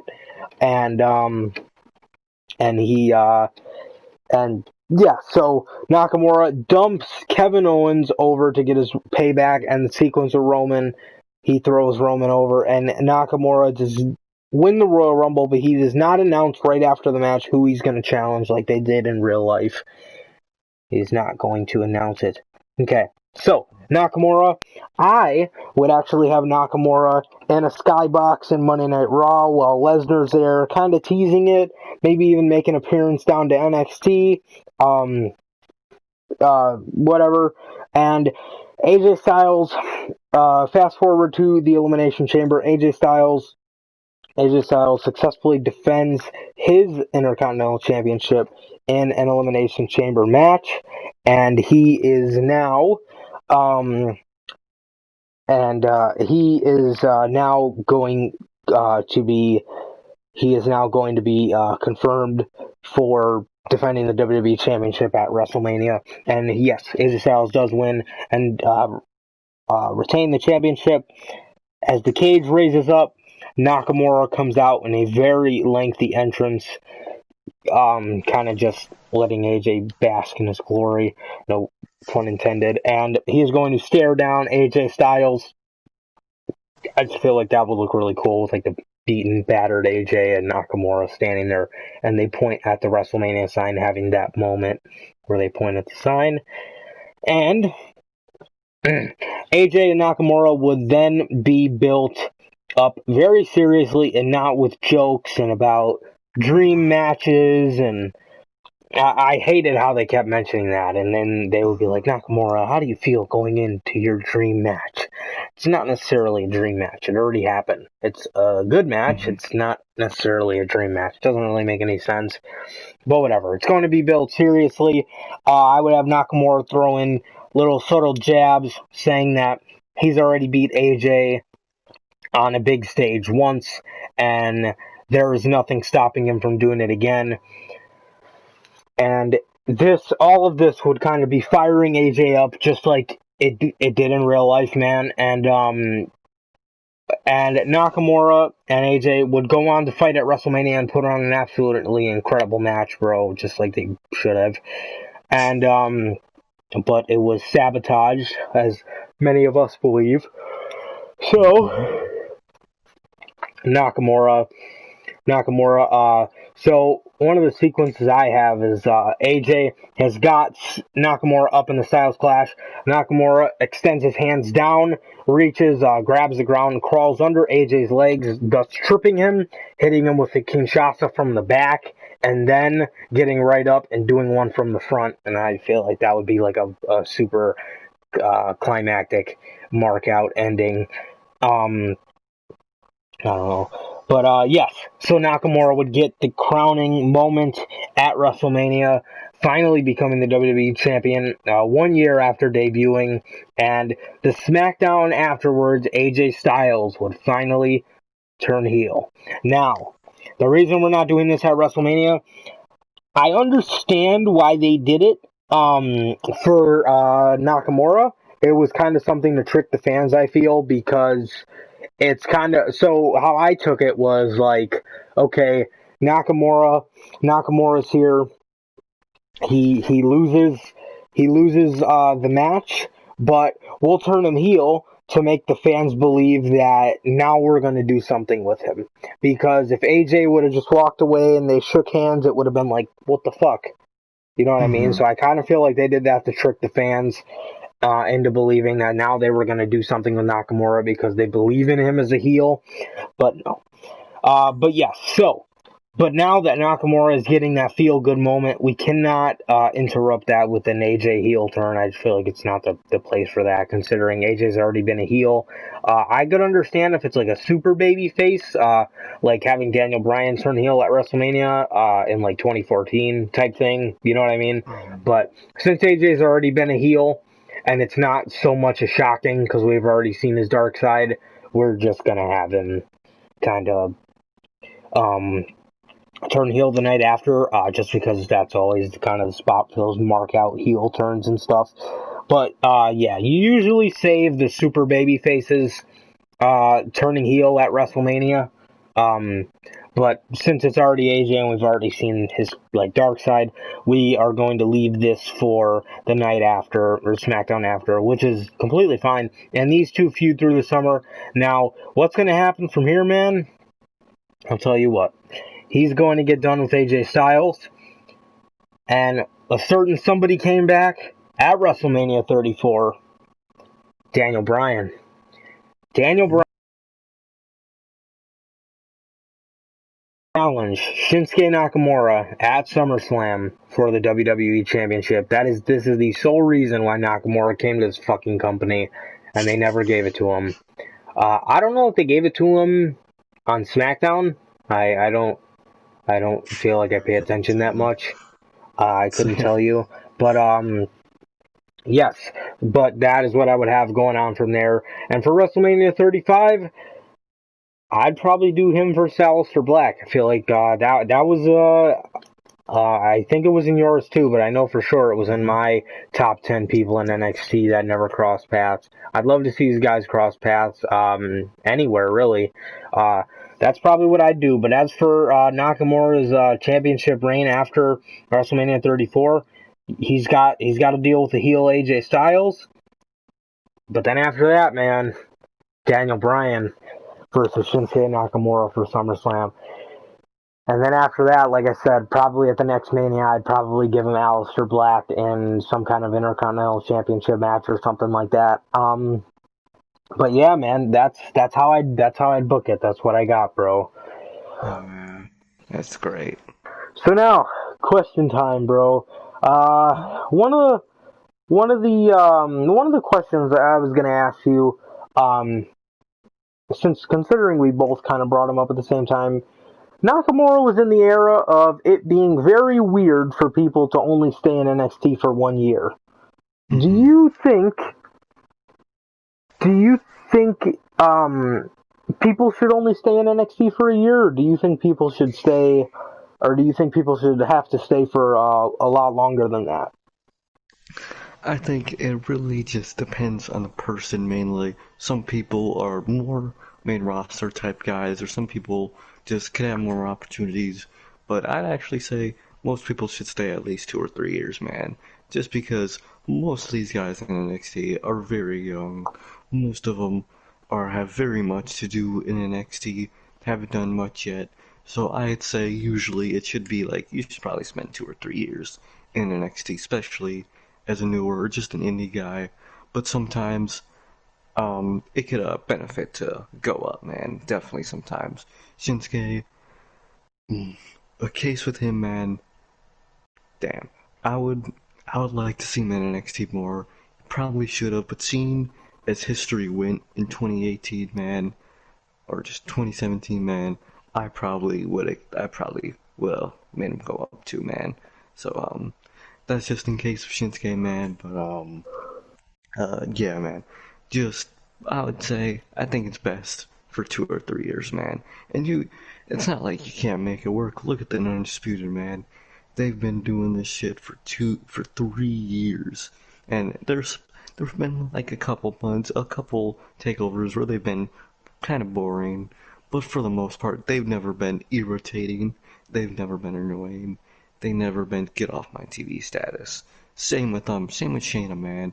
She was there for 3 years, I think, too, man. So it's just like you could do it, man. You could keep someone there for 2 or 3 years, make them look good, and be relevant at the same time, man. So I'd say I think it's best bet for most people to stay in for like 2 or 3 years. But sometimes I think sometimes they're just more main roster guys. So I would understand only like a 1 year or something, man. So yeah, I'd say yeah, probably a little longer. I would prefer most people. You? Yeah, I definitely think, especially in Nakamura's case, he definitely should have stayed a lot longer. Um, Only because, dude, there's so much people he could have faced, bro. Man, well, Drew, Drew was one of them, bro. Gargano, Champa, a lot of people, a lot of fucking people. He just could have had a much better career. And I guess we all kind of wanted him up at the time because, like I said, this was in the era of when people were excited for main roster call-ups. But now we kind of know, just through the course of history, that most of these people do end up being ruined. Um, yeah, Nakamura. Um, in his case, I mean, he was super hot at the time, so I definitely see why they pulled the trigger on it then. But in the long run, looking back, he definitely should have stayed a couple more months, or a Mm-hmm. couple more years even. Um, because, yeah, I mean, this guy had such a great time while he was in NXT. I just can't help but think, what would have happened if it would have happened, if it would have, his run would have just been a little longer. It's interesting to think about, man, and yeah, it's really interesting to think about. But some people, I understand that some people like Elias and stuff like that are more meant for the main roster, Mm-hmm. just characters like that. But for like the top people, I definitely think 2 to 3 years. It's definitely a good a good thing to or a good amount of time to be there. But next up, the next question as we wrap it up here, bro. Um, what do you think? What do you think WWE could have done better, like in their booking of it? And their booking, man. So, because their booking was fucking bad. Alright, so I think the biggest thing, man, same with Shayna, man. It's just like you can't you can't just bury him out the gate. Like Shinsuke, he did have those wins against like Ziggler and shit, which I mean, like who fucking cares? It's Ziggler. Who doesn't beat the lifer? He's the lifer. Come on. But he had a couple victories, but when you have someone instantly go for a big title and lose, they look like such a fucking idiot. And most of the time, it's it's so hard for them to recover, man. You have like a month period after that where you could have them recover, and they started to. They had him win the Rumble, man, and then they got in the feud with AJ. The feud was kind of lame, and he fucking lost, man. So it's just where they fucked up is they did not pull the trigger, man. They just buried him right out the gate. They pulled the Shayna, man, or they pulled the Shinsuke for Shayna, you could probably say, where they had him go big early on and fucking lose, had him pull a Wyatt. That's not right, man. They should never, never do that to a star unless they're building a very underdog story, which they were not. He just lost. So I say, man, what really fucked them up is just losing right out the gate. But what they could have done better is have him win. Have him, and if he's not gonna win the WWE Championship, don't have him challenge for it. Just have him in blood feuds and mini feuds, chill like that till you want him or you think he's ready to win the WWE Championship, man. But someone's like Nakamura is someone that could win it very early on, man. And he should have, bro. He should have won it against Jinder, man. And AJ should have been the one to chase in real life. And he still should have beat AJ, bro. Or he should have just beat AJ at WrestleMania, man. So it's just those, just pulling the trigger and not making him look like a fucking loser, man. So, yeah, what do you think, man? Well, definitely. Where they went wrong was switching. The original plan at SummerSlam was to have Shinsuke Nakamura, but literally seconds before the matches went on, second before the match went on, they switched who they wanted to win, and they picked Jinder. That was a huge mistake. Considering the fact that I understand your first feud for Dolph or whatever, and I understand what they were doing at the point. They were kind of just using Ziggler to get him familiar with the WWE style and the WWE main roster ways and how they do their production and everything, which is what they do for a lot of NXT people. But and that's fine. But when you build them up for the WWE Championship and seconds before it goes on, you're like, no, we think Jinder's more better for some odd reason. We think Jinder should win this match for, again, whatever reason is, yikes. It's just ridiculous. And having him lose twice to him took a lot of steam away from him, and it made him look like a blithering idiot for the last part of 2017, because somebody who's got such a legit style as Nakamura, you're telling me is going to lose to the same thing twice in a row? You know how stupid that makes him look? But they fucking did it, man. And, yeah, so then, after that,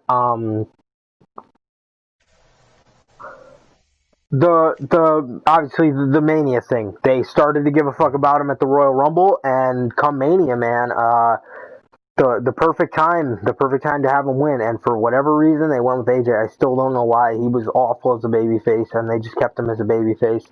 I do not know why. I do not understand it. But if they wanted to have AJ win so bad at WrestleMania, why didn't they have Nakamura just beat Jinder? Mm-hmm. And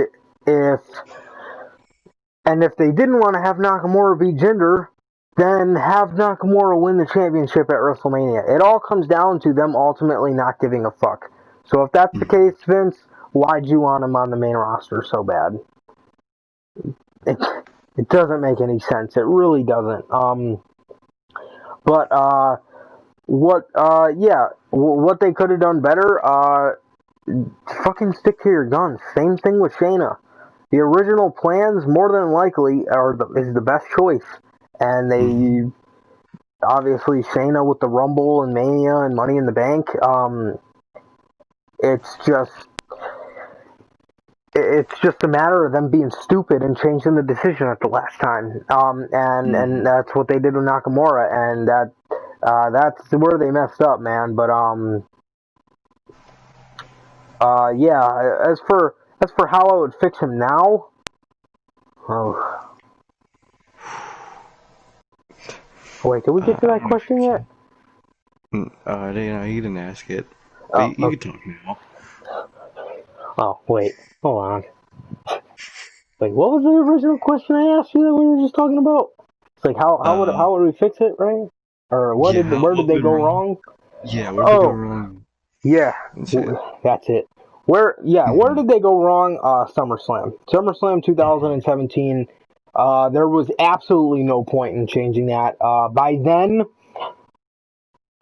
so when Backlash happened, everybody's like, "Oh, look at this, Jinder, he's new, cool, let's give him a chance." By SummerSlam, everybody was like, "Dude, what the Kill me. can Nakamura win this championship already?" And everybody had given up on it. Everybody was annoyed with Jinder. Everybody hated it, and they changed it for no reason, and it just made him look like a blithering idiot. And then to not have him win it at Mania, I understand trying to have him not win it at Mania so he could win it at the big show, but they didn't even do that. So at the end of the day, it made no fucking sense whatsoever, man. And it made Nakamura look weak, and it made him look like a fucking idiot. And that's where they went wrong with him, man. But in my opinion, but as for where we are now, how would you fix it now? Can you? Well, Gotta release fuck. him. Yeah, that's, to be honest, I think that's like literally the only way. You can't send him down to NXT. Literally wouldn't even do shit, man. It really wouldn't, man. Like, there's already too much talent in NXT for him to be sent down and do something. Let alone, who would care? Who would give a fuck, man? I think his only chance at a rebound is release, man. And I think, damn, because he's getting old. We all know this. I think he might have one or two more runs as a whole, just contract runs. Probably just one more after this, because he's 37, man. So fuck, he probably got like 3 or 4 years left. Probably got like one big run left. So I'd say the only way for him to rebound, man, is go and leave, get your release, man, and just do AEW and do New Japan at the same time, bro. He's the type of guy that, he's he's a New Japan legend. He really is, bro. So he could go back there every once in a while and have some great shit, do some great shit, have some generally more fun and more, you could say dream matches, but just dream scenarios for him in New Japan now, bro. He could rejoin Chaos, man, or he could join Bullet Club for all we fucking know. That would be awesome. That would be sick. Or he could also go to AEW, bro. Go to AEW. Oh, bro, as a surprise, um, match in a Cody's Open Challenge, bro. Fucking Oh, Shinsuke, bro. He would be reborn right then and there. It's literally all he has to do is leave, bro. Leave and never wear that Michael Jackson shit ever again, bro. Never wear those Thriller ass attires. Never again too. He can never wear those again. That that's just the truth. But I say, man, for me, the only way for him to rebound is just leave and just go anywhere else, man. Go go to New Japan. Go to AEW.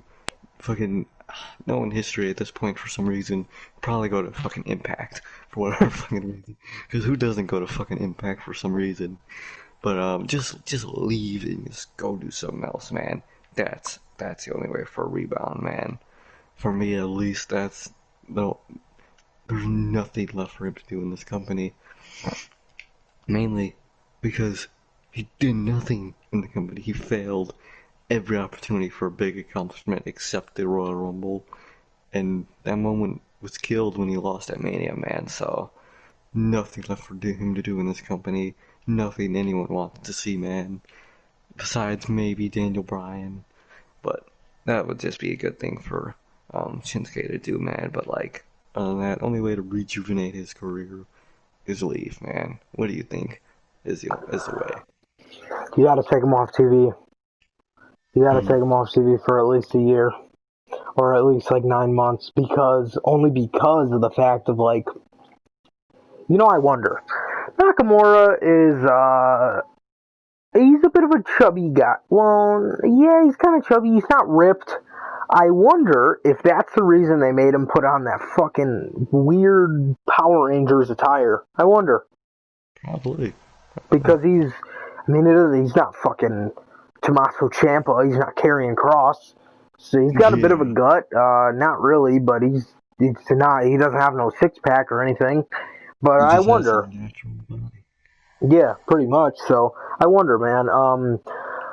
Yeah, I'd say you got to take him off TV. But honestly, man, when this guy's contract ran up, I don't fucking know. I understand. He moved his family here, and Mm-hmm. that is the reason why he did not go back to New Japan. But it's like, dude, there's fucking AEW. You know what I mean? Like, that's ran in the States. Like, why the fuck did you? I don't know. That was one of the most disappointing things to hear, bro. That Nakamura re-signed with WWE. I really have no idea why he did it. They again have just done everything to just fucking make this guy feel like everybody else and feel fucking boring. And even his matches are just, I don't even remember the last time he had a singles match, unless it was just some random 4-minute match on SmackDown. But yeah, how do you fix Nakamura from here? You got to take him off TV. You got to make people miss him. And honestly, that's why I say for 9 months to a year, because Mm-hmm. dude, and when he comes back, first of all, get rid of his theme song, bring back the Rising Sun, the original one. Have him wear exactly what you see him wearing on the screen. I know we're during Brock's entrance, but his NXT attire, dude. Mm-hmm. I mean, and just just have him come back in a meaningful way, and that's honestly the best way I can think of it. Because in all reality, I don't know if you can fix Nakamura at this point, bro. I really don't. This guy is, he's I don't want to say he's as bad as the Ascension, but he's pretty bad. He's pretty fucking bad. Mm-hmm. To the point where, like, if you were to start pushing him tomorrow, he would look like a jobber, because that's how you treated him the past 2 years. And now you expect us to get behind him, type thing. Like, you know what I mean? Like, Mm-hmm. if they were to start pushing him tomorrow, it would be like, wait, you're just gonna act like none of Yeah. this shit ever happened. But yeah, that's honestly what I feel like you have to do, if anything, man. So yeah, man, that's what I think. That's what I think, bro. Most definitely, man. And then when he comes back, he's got to go for championships, bro, and he's got to win his matches. You know what I mean? Mm-hmm. Gotta actually win. For sure. So yeah, that's honestly the best thing I could think of, man. Unless it's AEW, bro, I definitely think the only way this guy can go is the only way I think this guy can go is just being taken off TV and being repackaged, pretty much. Not repackaged, but just, well, kind of. Yeah. Just bringing back the NXT Nakamura. Honestly, that's all I can think of, man. But yeah, is there anything else you gotta say? About all this, man.